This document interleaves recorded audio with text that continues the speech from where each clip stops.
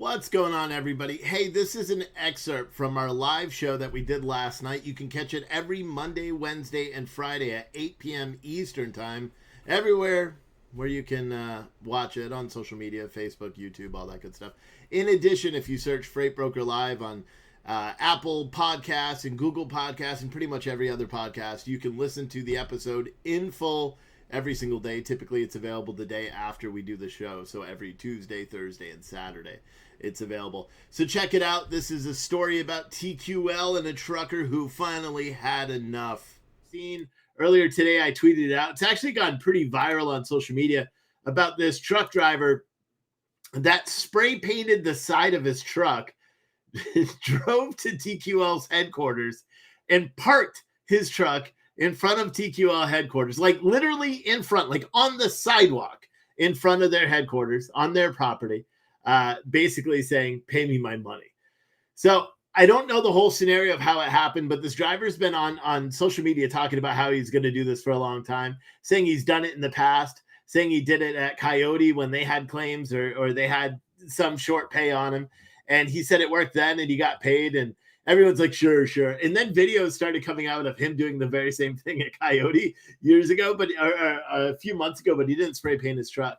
But this time you could see here, it's not zoomed in the right way, but he literally wrote, TQL, pay me my $8,000. I don't run for charity, on the side of his white beat up old reefer. And it's funny. And I'm not trying to like beat him up. Here's the thing. I don't like chameleon carriers. From the little bit I was able to research, this guy may be one. And we'll talk a little bit about that as well. But so he apparently had a claim. You know, he hauls reefer freight. He's always complaining about freight brokers that are short paying him for claims. For anyone that doesn't understand how it works, every broker, or a lot of the large brokers, they have in their rate confirmations and in their broker carrier contracts, they have an agreement that basically says if you have a freight claim, they're going to withhold the value of that claim from your freight invoices. So, for example, say you have a $4,000 load and there's a $4,000 claim on it. You're not going to get paid that $4,000 for delivering the load until your insurance works out the claim. So whether your insurance pays out the claim and then the broker releases the money, or the insurance doesn't pay out the claim and then the broker offsets whatever the claim value is and pays the difference. Pretty much everyone does that. You know, pretty much every broker does that because they have to, because ultimately if the carrier doesn't have the adequate insurance, or the carrier, insurance denies a claim or something, the broker is liable for that expense, for the most part. So I believe every single carrier out there, or every single broker does that kind of thing, right?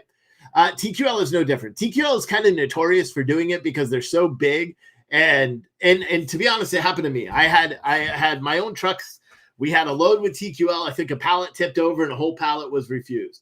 The load, I think the value is right around $4,500. TQL withheld, $4,500 of our money and then released the rest. Now, we had a lot of money through TQL because we used to do this when rates were good. So we used to do a lot of loads, and I had a lot of trucks that I owned. So they owed us some money. But here's the thing. Our insurance eventually, after like 45 days, our insurance ended up paying out the claim. And then TQL released the money. It's just part of the course of the business. Now, I could eat that difference because, well, I was making plenty of money with all the trucks that we had. And I had a brokerage. I was busy, so I was doing pretty good. This driver, I mean, who can, especially in this market, who could sit on $8,000, right? So this driver had enough. He probably had a pallet that, wasn't, refrigerator. Something happened that he had some sort of claim, and they ended up seizing, or what he claims, $8,000 from him. So he spray painted the side of his truck, drove to Cincinnati, Ohio, and parked outside of TQL's headquarters. And it's making the rounds all over social media, right? And I thought that was it. Like, I thought, okay, well, at least this guy is getting some sort of, publicity. Like, I know he was on a podcast. Good for him. He got screwed by this broker. So, it's not even really screwed. See, I don't feel that way. I don't feel like he's being screwed by a broker because you signed the contract. Do you know what I mean? It's literally in their broker contract. Everybody could read it. Like, do you guys that are owner operators not read your contracts with the brokers? Would you go buy a car without reading the fine print? That's literally, it's especially when it's your business, it's a contract. Everybody should be reading the broker contracts. But that's what he ended up doing. He drove out there and blocked the entire thing. And then everybody kind of thought it was the end. I thought it was the end too, because I certainly did not believe TQL was going to do anything to pay him. Except the guy provided proof that TQL paid him the money, sent the money to the factory company, and then the factory company is releasing it to him. Now, it's just a screenshot of an email, but apparently the guy got paid. You know what I mean? He got paid for the money TQL owed him by going, painting his truck, painting his trailer, going and blocking the entrance to TQL.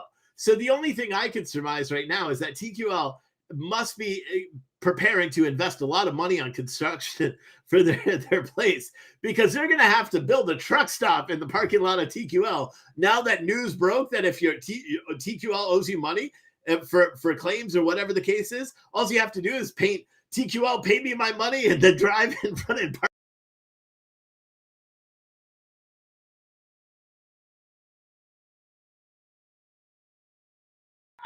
I don't think this is going to make it go away. In fact, with the amount of people, here's the thing. If you've worked in the logistics industry, if you worked, someone said, I know they just laugh at you if you actually try to negotiate the carrier packet or submit your own itemized rate sheet. Yeah, it doesn't matter. Then you don't work for them. That's the same thing. You don't work for the brokers where they're laughing at you because you're trying to alter their broker carrier contracts or rate confirmations. You think any of these big brokers, when they go into a shipper, they're getting, or even any of these big carriers that are going into shippers or the big brokers and putting them under contract, do you think they're just blindly following and agreeing to it? No, they're not. What they're doing is they're negotiating the terms that work best for them. I'm not saying you can do that with every, a small independent carrier can do that with every single broker, but I'm saying you must know what's in your contract or do the slightest bit of research, because TQL is notorious for holding back money for claims. Everybody can tell you, and rightfully so, they have a claim. They're on the hook for that money. If your insurance fails, and look at all this. Remember that big accident in Colorado where the guy crashed and killed 5 people? And it turns out the trucking company hadn't had truck insurance for 3 years, and State Farm was negligent and actually reporting to the FMCSA that the guy had no truck insurance. Like, it happens. People's insurance, insurance is worse than brokers, if you ask me, right? It's super expensive, blah, blah, blah. But look what ends up happening. Sometimes the claims do not get paid out. Sometimes the carrier decides to pay the claim themselves rather than see an insurance increase. There's all different reasons, but brokers, in essence, have to protect their bottom line. When it comes to losing their potential profit plus the cost of the line haul, if they have a claim that they end up having to pay out directly. I saw something the other day in one of the groups, and it was talking about a broker that was trying to figure out what to do because the carrier had a load of solar equipment that he just never delivered. So the broker's gone. The carrier can't do an insurance claim because the insurance, it wasn't damaged, it was stolen. So the insurance denied the claim, and he's on the hook for $100,000 worth of solar panels. And he can't get in touch with the broker. And now the shipper is going to sue him. And he's like, what do I do? And we're like, get a lawyer. Like, that's the only thing you can do. Because ultimately you didn't qualify your carrier properly and he stole your load. And he tried to hijack it and say, you got to pay me $5,000 more to deliver. This is the industry. This is the industry. And it's gotten so much worse. I'll be honest with you. It's gotten so much worse. I thought, because I was gone from freight for 2 years, so I didn't really pay attention to it that much. All this talk about freight transparency, all this talk about rate double brokering, all this talk about freight theft and fraud, it was not as prevalent as it is now 2 years ago. Not even close. Okay, the freight transparency argument, I think, has been going on. Whenever the market is down, everybody's like, oh, brokers are greedy. That's a given. It's going to happen every single time the rates start coming down. Everybody's going to blame the economy on freight brokers because, well, they don't know the industry, so that's the only thing they can blame on.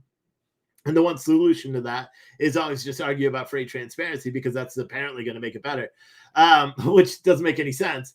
If you watch the video I put out this morning where I was talking about how, well, I'll talk about that in a second, but that's a perfect example of where freight transparency, it's a race to the bottom. Do you not understand that, all you freight transparency, proponents? It doesn't do anything. It's a race to the bottom because it's just going to cause reverse bidding and everyone's going to undercut themselves and undercut the next carrier and the rates are going to stay low forever.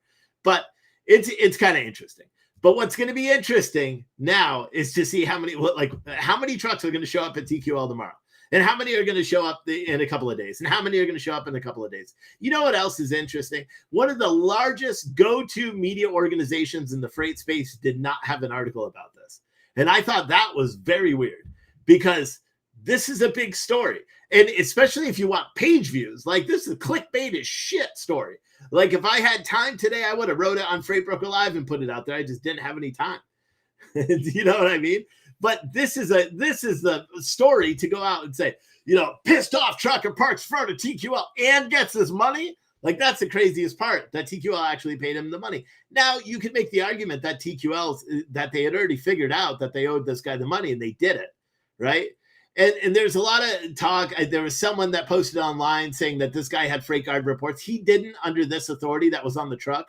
I checked the authority that was on the truck. He doesn't have freight guard reports. He should, in addition to figuring out how to do load securement or whatever caused the claim in the first place, he should also make sure that the people driving his trucks have CDLs because that'll put him out of business. Like his pullover, his roadside inspection where a non-CDL driver was just discovered driving a tractor trailer in August. Like you would think that he would have bigger fish to fry, right? Because if you don't have trucks on the road because you don't have the authority to do it, you would think losing $8,000 would be that big of a deal. But it seems like this driver, not only does he follow through with what he says he's going to do, he also has a backup plan for everything. For example, like he had previous posts about doing the same thing at Coyote, right? And being having claims and all this stuff on his other company, which ironically had 3 trucks as well. And you know what's interesting about it? When you look up the MC number for the other trucking company that this guy said he had all these claims and everything for, and all these freight guard reports, when you look up that authority, it was revoked yesterday. It was revoked yesterday. So all of a sudden, this guy has a new trucking company that's aged. He probably bought it on Facebook or something. He's got a new trucking company out there and he's running. It's the definition of a chameleon carrier. I'll be honest with you. It was involuntary revoked, his last authority. And now this authority, he's back out there doing the same thing, whatever it is, causing claims, listen, I applaud the guy for going out and parking in front of TQL and getting his money. I applaud him for that. Would I ever do that? Fuck no, because I'm a professional, even as I just cursed, right? But no, I would never do anything like that because I think it's stupid. I would have sued or something like that. Or I mean, it worked. That's the thing. Like, would I ever do that? No, but it worked. Like, I did not think it was going to work, but it worked. And the guy is going to get his money back, which to me is just, or he got it back already, which to me is just insane. And good for him, for that regard. But there's going to be a lot of drivers that are going to go, I figured out how to get my money. So anyway, I applaud this truck driver for doing what he did, in the sense that he got his money back, because, or the money that he rightfully was owed, apparently, because they paid him. So my guess, and I don't know, because I haven't seen anything where he specifically says this is why they were holding it. It's because of a freight claim. TQL is notorious for doing that because it's in their contract that you signed as a carrier. You agreed to have them take back the money up to the value of the claim. And then they'll release anything else. And here's the thing, they don't even block you from working with them. You can continue working for them. So say you have $4,000, say you do a $4,000 load and there's a $4,000 claim. Once that claim has been settled, you get that money back. Otherwise, they put it in an escrow account and it sits there. You can still run loads and you still get paid on those loads. They just withhold the other one. You know why this was a big deal? Because this guy factored his invoices. There's no way that a factoring company is going to know that that there's a claim on it, because typically what ends up happening is, and normally it's not caught right away. So normally what ends up happening is a load is delivered, the customer or the carrier goes and factors the invoice, factoring company pays it out to the carrier, factoring company then sends the invoice to the broker. A couple of days after, they go through accounting, they start noticing that there's damage notated on the bill or something like that. If it isn't caught initially, they notice that 2 pallets were refused or whatever the case may be. Then they trigger that holdback. So if the broker at that point, or say the carrier at that point has invoices that the factor has already paid the carrier, but the carrier the TQL has not paid the factor. Sorry, my dogs just opened the door. But if TQL is not paid the factor, TQL will offset those funds. So, for example, say the load's $1,000 and the claim is $10,000, and the carrier goes and does another 10 loads in the next 30 days, and the factor pays out all of those invoices, but they haven't been paid at all from TQL. They then stop it.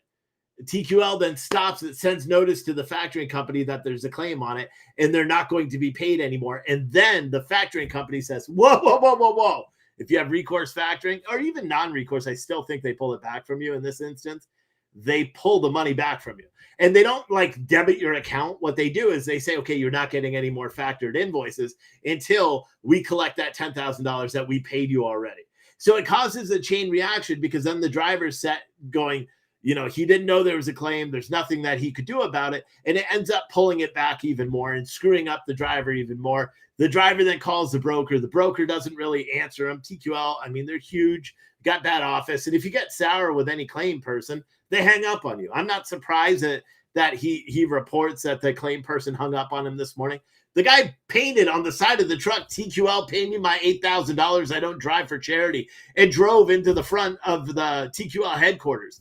I'm quite certain that he was probably pissed off, and he was probably cursing at the little lady that was sitting there answering the phones at TQL, the one that doesn't get paid overtime. Yeah, and she was already pissed off, and she hung up on him, and that's what apparently set him off today, even though he's been saying he was going to do this for a long time.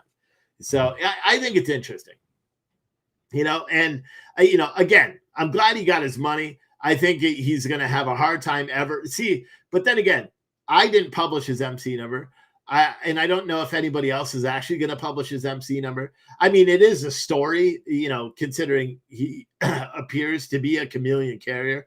And for anyone that doesn't know what a chameleon carrier is, it's actually illegal, and you get shut down by the FMCSA if you're caught. But it's essentially a carrier who loses their authority, suffers an involuntary revocation for whatever reason, and then they set up another carrier authority. Now, they're easily tracked, but typically, just like this guy, changes the address, changes the city and state, changes the phone number, but it's still his company. You know what I mean? It's still the same company, and they could track it via the VIN numbers of the truck and all that stuff. A lot of insurance companies have gotten wise to it as well now. But surprisingly, Carrier 411 didn't even have the connections between the two companies, which I thought was odd, because that's literally their job. They didn't even have the connection. But I don't know, because normally Carrier 411 will have a list of VIN numbers. For either of these companies, they didn't have the VIN numbers, which I thought was a little bit odd. So, the chameleon carrier is something that kind of steers me away. And the fact that he doesn't pre-qualify his drivers, had non-CDL drivers driving his, and a bunch of other stuff. His safety scores are what he should be focusing on now. Now that he got his $5,500 or whatever he got paid back, now he should focus on his safer scores and, make sure he's hiring people that have CDLs and stuff like that. Right. But that was an interesting story. I think it was one of the bigger stories today in the freight space. Ironically, nobody covered it, which is weird. But I'm not even going to try to guess why they're not covering it. It's